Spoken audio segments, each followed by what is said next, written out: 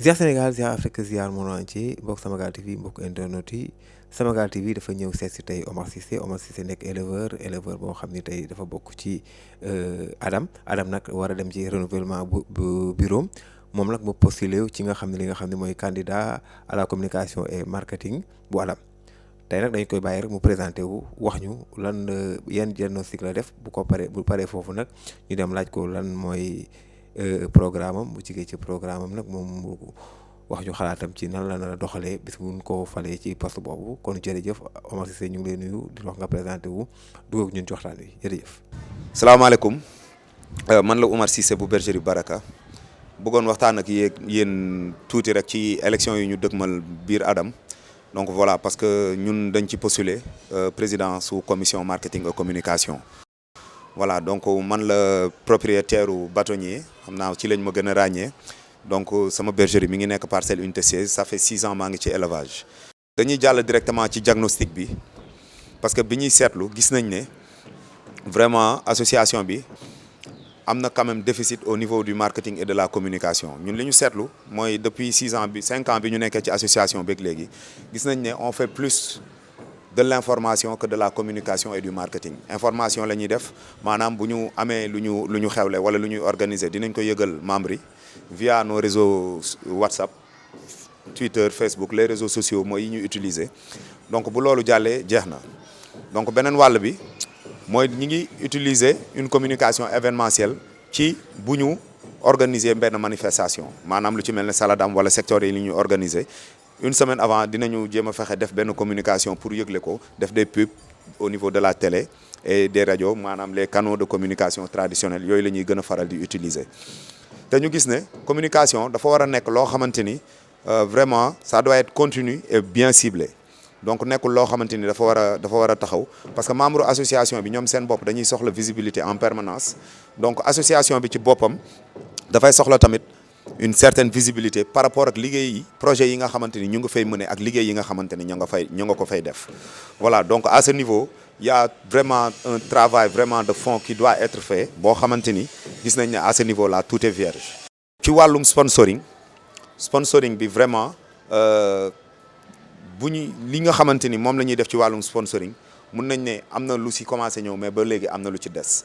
parce que bu ñuy organiser manifestation dañuy gis ne entreprise yi nga xamante ni ñoo nekk plus dans le domaine agricole ñooy gën di sponsoriser à noter nag Saladam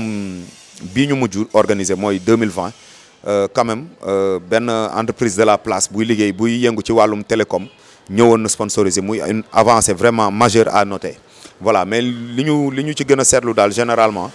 mooy que ne secteur ñi entreprise yi nga xamante ni ñooy liggéey ci wàllum secteur agricole ñooy gën a vraiment di ñëw ci suñuy organisation ci suñuy événement te dañu jàpp ne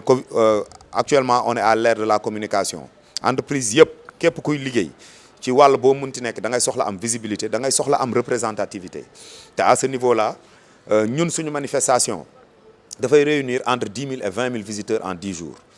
donc 20 000 et 10 000 entre 10 000 et 20 000 visiteurs je pense que képp kuy yëngu ci wàllum jënd ak jaay yor ay produits yoo xamante ni bëgg nga ko nit ñi di ko gis ci secteur bu mu mënti nekk muy da ngay jaay oto muy da ngay jaay kër muy lépp loo nga xamante ni da nga ciy yëngu te nga soxla vraiment nit ñi di ko gis ba di ko war a mën a jënd je pense que 10 000 et 20 000 visiteurs kooko proposé defal ko un package vraiment boo xamante ni dina ci mën a gis boppam proposé ko bu ñëwee ci manifestation bi am 10 000 à 20 000 visiteurs en une semaine ou en 10 jours je pense que du ko war a mën a bañ donc voilà gis nañ ne tamit am na déficit au niveau des ressources humaines dans la commission parce que li jëm ci wàllum marketing et communication quand même dafa yaatu bu baax a baax marketing wàll la communication wàll la donc te ñu gis ne au niveau de l'organisation maanaam ni ñu organiser commission bi ñaari nit rek a fa nekk muy le secrétaire à la communication et au marketing et son adjoint ñu gëm ne communication ci ñun ni ñu ko xamee di ko liggéeyee yàgg ko liggéeyee marketing ci ni ñu ko xamee di ko yàgg liggéeyee loolu liggéey la boo xamante ni liggéeyu mbooloo la voilà donc à ce titre am nañu programme bu yaatu boo xamante ni dinañu proposer assemblée bu ñu ko permettre benn réorganisation pour ñu mën a xool vraiment nan la ñuy def pour copter ay nit ci assemblée bi dugal leen ci commission bi ñu ñëw liggéey si ak ñun donc ñi ngi gis ne ba léegi aussi am na benn absence totale dans l'élaboration des stratégies dans le but de pallier au défi de la mévente parce que dañu seetlu ne tey élevage problème majeur bi nga xamante ni moom la ñuy rencontrer majeur mooy mévente mooy que ne élite bi ñi ngi jaay seeni xar ci ni ñu ko bëggee jaay mais quand même la classe moyenne les bergeries de classe moyenne dañuy am problème aujourd'hui pour écouler seeni produits loolu ñun ci wàll en tant que communicant ñun diagnostic bi ñu ciy def dañuy gis ne loolu déficit de visibilité la problème mu visibilité la parce que élite bi ñi ngi am nañ quand même une certaine communication am nañ une certaine représentativité au niveau des réseaux sociaux seeni moyens permettre na leen ñoom mun nañu dem fay ay pub ci télé yi seeni moyens permettre na leen mun nañu woo les communicateurs traditionnels comme ni ñu leen di woowee dans le milieu ñoo defal leen ay vidéos vulgariser seen produit nit ñi xam leen mais loolu dañu jàpp ne du ñëpp ñoo am moyens yi donc à ce titre à ce niveau aussi am na vraiment benn programme bu yaatu boo xamante ni bëgg nañ ci waxtaan ak yéen incha allah bu ñu duggee ci wàllum programme parce que ba léegi ñu ngi ci diagnostic. waaw bu ñu demee ci wàllum programme voilà donc dafay laaj ñu taxaw def benn seetlu bu ndaw parce que def nañu diagnostic gis nañu problème yi nga xamante ni moom la association bi di jànkonteel ci wàllum communication ci wàllum marketing donc comme ni ñu ko waxee ci suñu diagnostic léegi li ci njëkk mooy dañuy def réorganisation commission bi bu ñu ko assemblée bi permettre incha allah parce que tout ce qu'on va faire on va d'abord le proposer à l'assemblée ba am seen approval door a mën a commencer di dérouler suñu plan de travail donc à ce titre dinañu réorganiser commission bi pour définir une architecture d'organisation boo xamante ni dina adapté vraiment ak projet bi nga xamante ni moom la ñu bëgg a mettre sur pied donc à ce titre dinañu wut benn community manager lan mooy liggéeyam day nekk koo xamante ni day liggéey ci wàllum architecture si suñu wàllu écosystème digital moom vraiment mooy nekk ci cappaandaw yi moom lan mooy doon liggéeyam mooy day nekk tout le temps à la recherche ak création ak stratégie de contenu pour vraiment di may éleveurs yi ñuy am benn plateforme boo xamante ni seeni contenu dina fa mën a dem via un site internet donc li ci gàttal dañu bëgg a def dañu bëgg a créer benn site internet boo xamante ni dina am community manager boo xam moo koy gérer community manager boobu tout le temps dina nekk à la recherche et à la création de contenu pour permettre aux éleveurs de vulgariser leurs produits et aussi généralement pour permettre à l'association d'avoir de la visibilité si projet yi nga xamante ni au niveau du bureau exécutif ñu ngi ko fay mener donc voilà donc bu ñu jógee ci community manager bi dinañ am un responsable des réseaux sociaux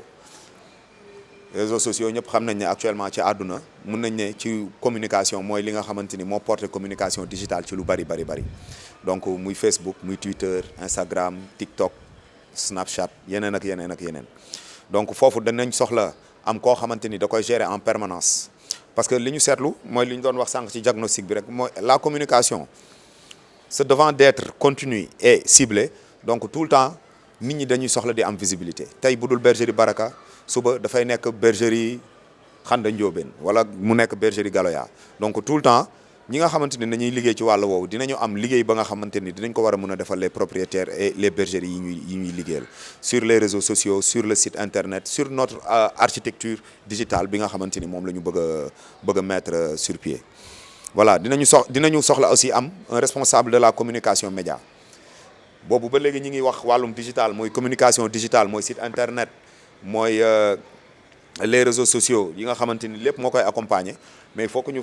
xam ne les médias les canaux de communication traditionnels dañu am wàll bu mag ici au Sénégal et un peu partout en Afrique ci wàllum communication quand je dis su ma waxee les canaux de communication traditionnels je veux dire par là les radios les télés et les journaux mooy li nga xamante ni ñun moom la ñu tàmm di utiliser ici au Sénégal donc foofu dinañu soxla am ku fay liggéey en permanence aussi bu ñu mënee di defal ay émissions hebdomadaires pour permettre à l'association et aux membres de l'association de vulgariser et d'avoir de la visibilité à ce niveau aussi via des émissions et des sponsors, pourquoi pas. li ci ëpp solo mooy ñu xam ne stratégie bii ñuy dérouler stratégie la boo xamante ni non seulement dina accroître suñu visibilité mais stratégie la boo xamante ni dinañu permettre aussi tamit ñu dugal de l'argent dans les caisses de l'association. Parce que au niveau du sponsoring sponsor ba nga xamante ni yaa ngi koy proposer benn package bu koy permettre mu am visibilité ci sa site internet ci say réseaux sociaux à la radio à la télévision et dans les journaux. Je pense que package bu mel noonu benn entreprise bi nga xamante ni dafay yëngu ci wàllum jënd ak jaay bu soxla vulgariser produit am du ko bañ. Donc voilà, donc bu ñu paree ci wàllum communication dañuy dugg vite fait ci wàllum marketing nekk li nga xamante ni moom mooy li élaborer li nga xam. Marketing nekk wàll wuuteeg communication foofu am nañ fa ñaari projet bi ci njëkk li ñu ciy njëkk a initier mooy def des responsables de zone. Responsable de zone yi gis nañu Adam association la bu tas un peu partout au Sénégal. am na ay membres yu dëkk Grand Yoff am ay membres yu dëkk Parcelles am ay membres yu dëkk Diamaguène yu dëkk Mbour yu dëkk Thiès yu dëkk Louga yu dëkk Saint-Louis. Donc mu nekk une association d'envergure nationale. Donc te loolu mun na nekk vraiment loo xamante ni dañuy jëriñ mais comme mun na nekk loo xamante ni dañuy bloquer bu ñu amul une organisation adaptée. Donc voilà, gis nañ ne tamit ci wàll woowu au niveau de la circulation de l'information en interne xaw na indi benn blocage moo tax ñu bëgg a initier les responsables de zone. Lan mooy responsable de zone mooy ñi nga xamante ni ñoom ñooy doon responsable seeni gox fa ñu dëkk. ñoom seeni liggéey lan lay doon mooy ils seront chargés de la massification maanaam tout ce qui est adhésion démarche des nouveaux éleveurs yi nga xamante ni dugg nañ ak yi nga xamante ni ñi ngi seen zone te adhéré wuñu bokkuñ ci association bi dem seeti leen waxtaan ak ñoom diisoo ak ñoom saafonte ak ñoom ba fexe ñoom ñu dugg si association bi. Créer nekk benn link entre le bureau exécutif manifestation yi muy organiser ak les membres de l'association pour faire circuler l'information en direct. À titre d'exemple responsable de zone bi day dem démarcher ay éleveurs dugal leen fexe ñu adhérer ci association bi ba pare di leen yor seen gestion information au niveau de l'association. ñun lu ñu xewle bu ñu bëggee membre association bi yëpp jot si bureau exécutif bi bu ko waxee responsable de zone yi ñoom ñoo koy yeggale membres yi. Donc tey ki dëkk Parcelles bu dee par exemple à titre d'exemple mën naa citer Alla Gueye bu dee mooy responsable de zone Parcelles bu yëgee ne bureau bi dañu am assemblée générale le dimanche 27 moom ci bureau bi lay jëlee information bi via son groupe WhatsApp bu muy créer mu jàllale ko membre groupe WhatsApp am mooy membre association bi nga xamante ni ñoom ñoo dëkk dans la zone des Parcelles Assainies. Donc ñooñu aussi responsable de zone yi ginnaaw bi ñu massifier ginnaaw bi ñu nekkee le responsable de la communication de l'information en interne. Donc dañuy bokk ci benn projet boo xamante ni moom la ñu bëgg a initier au niveau du marketing vraiment pour permettre aux éleveurs d'avoir de la visibilité et de vulgariser leur travail.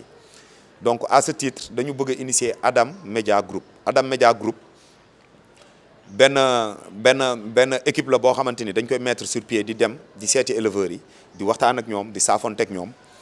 di leen may ñuy am visibilité et à 0 franc du ñu fay dara. Donc maanaam tous les membres de l'Adam ñi nga xamante ni bokk nañ ci association bi dinañ mun di vulgariser seen liggéey via ce canal maanaam mooy Adam Media Group. Adam Media Group dina ñëw seet si leen waxtaan ak ñoom wane seen bergerie wane seen liggéey wane seen i xar permettre leen ñu am visibilité permettre leen ñu mën a vulgariser seen liggéey ba nga xamante ni ñëpp dinañ ci mën a jot. Parce que projet boobu li ko initier maanaam mooy bi ñuy def ay visite dañu seetlu gis ne ci biir association bi am na ñi ñu tuddee l'élite mooy les bergeries de catégorie A am nañ visibilité macha allah seeni xar rafet nañ te seen business rentable na ñëpp xam nañ leen dans le milieu bu ñu bëggee jaay xar tey balaa timis dinañ ko jaay. Et pendant ce temps am na d'autres membres de l'association yoo xamante ni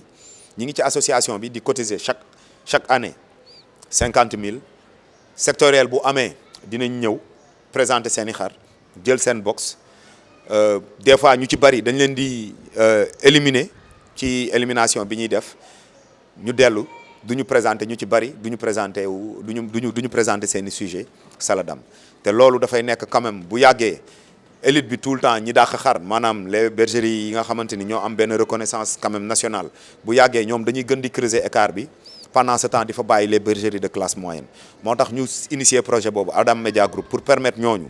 ñu am visibilité mën a di wane seen i produits nit ñi xam seen i xar pendant en même temps aussi di mën di rentabiliser seen investissement. waaw ginnaaw bi ñu waxtaanee ci programme waxtaan ci def diagnostic bi donc dañuy waxtaan ci organisation ñun dañ jàpp ne lu mel ne communication lu mel ne marketing wàllu am solo la ci suñu liggéey dañu jàpp ne bu ñu bëggee fi ñu bëgg a jëmale mbir mi ñu yegg fa communication ak marketing daf ci am wàll wu am solo marketing ñëpp xam nañu li nga xamante ni mën na ko générer ci wàllum loo xamante ni ci wàllum organisation buy wut rentabilité donc ñu xam ne ñu gis ne déficit bu nga xamante ni lu bari aujourd'hui ci suñu élevage am nañu ko ci wàll woowu mooy manque de visibilité mooy manque de projet ayant pour optique vraiment de permettre aux éleveurs de rentabiliser leur investissement loolu liggéeyu communication la ak marketing donc association bi nekk benn association bu mag a mag association bi nekk la mère des associations nekk association aujourd'hui mën nañ ne de renommée internationale parce que au niveau de la diaspora bëri na ñoo xamante ni ñi ngi ci association bi adhéré nañ dañuy ñëw ci événement yi ñuy organiser donc ñooñu ñëpp constituer association bi nekk plus de 800 membres ku ci nekk soxla nga am visibilité ku ci nekk soxla nga am association bi jàppale la ci wàll woo xamante ni di nga mën a vulgariser sa investissement donc loolu nekk lu ñu jàng loolu nekk lu ñu liggéey loolu nekk lu ñu xam bu baax a baax mu nekk un poste vraiment adapté aujourd'hui à liggéey bi ñuy xaar ñun ñu xam ne liggéey bi vraiment par rapport ak vision bi ñu ci am parce que ginnaaw bi mu nekkee la nga xamante ni moom nga jàng moom nga pratiquer ci moom nga am expérience dafa nekk loo xamante ni tamit loolu ngay def maanaam ñun ay éleveurs lañ ñun dañuy ñëw adapté suñu gis-gis par rapport ak ñun passion bi nga xamante ni moom la ñu bokk ñun ñëpp moo ñu réunir donc à ce titre bi ñu defee diagnostic bind programme définir nañ benn structure d'organisation boo xamante ni dina adapté ak li ñu bëgg a def structure d'organisation boobu mënuñu ko réussir bu dee association bi permettre ñu yaatal commission bi bu baax a baax parce que commission wu 2 personnes mënuñu liggéey bii ñu bëgg a tàmbale bëgg a def ci biir association bi commission wu 5 personnes sax duñ ko mën dinañu soxla am minimum une commission de 10 à 20 personnes voilà pour mën a di liggéey entre ñun le community manager le responsable des réseaux sociaux le responsable média le responsable de la communication institutionnelle parce que li nga xamante ni mooy dox ci ñun ak nos relations extérieures boobu ba léegi aussi tamit association bi liggéeyu ci benn liggéey bu taxaw donc soxla nañ institutionnaliser suñu communication ba nga xamante ni dinañ mën dem toog ak ministres yi dinañ mën dem toog ak les représentants yi nga xamante ni ñooy évoluer dans le secteur de l'élevage ak dans le secteur agricole les ministres de tutelle ñi ngi ci le président de la république bu ñu institutionnaliser suñu communication war nañ mën a toog ak moom diisoo ak moom si suñuy projet ci suñuy mbëbët mu jàppale ñu par des financements parce que financement am na fi voilà loolu noonu yëpp liggéey la bu am solo parce que responsable de zone marketing communication responsable des réseaux sociaux responsable de la communication média responsable de la communication institutionnelle ak community manager quand même loolu noonu yëpp boo ko bëggee regrouper dafay soxla nga am benn structure d'organisation adaptée donc loolu dinañ ci liggéey bu baax a baax en partenariat ak bureau bi nga xamante ni moom la Adam bëgg a élire di ñaan nag ñëpp dugal ci seen loxo ñëpp jàpp ci parce que projet la boo xamante ni bu aboutiré dina amal njëriñ association bi yëpp dina amal njëriñ membre association bi yëpp mais ginnaaw loolu dina amal njëriñ élevage parce que Adam li muy porté ci élevage dafa bëri projet yu bëri moom moo koy initier def ko mu bu jàllee yeneen association yi topp ci voilà noonu la mës a demee donc ñun ñooy ñi nga xamante ni ñooy jiitu nous sommes les avant-gardistes association Adam mooy association bi nga xamante ni moo fi indi machine tey ñi ngi gis ne machines yi yeneen association yi ñi ngi koy def mu nekk njëriñu élevage association bi moo fi initié prise de mensuration ak natt donc tey gis nañ ne association yëpp ñi ngi def seen i prise de mensuration di natt xar yi donc association bi yàgg na di initier ay projet yeneen association yi di si copier à ce titre la ñu bëgg tamit ñun ñi nga xamante ni ñooy incarner aujourd'hui le changement initier de nouveaux projets pour mu jëriñ association bi jëriñ yeneen association yi mais au même titre jëriñ élevage yëpp di leen wax ne vote bi c'est le dimanche 27 man Omar Cissé candidat la maa yor bulletin bu bleu bi di laaj lu jëm ci wàllu marketing et communication ngeen ñëw jàppale ñu voteel ñu di sàkku tamit seen ñaan di sàkku vraiment ngeen jàpp ci bu baax a baax koo xam mu nekk ci association bi wax mu ñëw te bu ñëwee na sànnil carte bulletin bu bleu bi mu nekk suñu njëriñ ñun ñëpp waa association bi di leen jaajëfal bu baax a baax a baax lieu de vote bi SAR la fi ñuy amalee suñuy réunion hebdomadaire chaque dimanche di leen jaajëfal bu baax a baax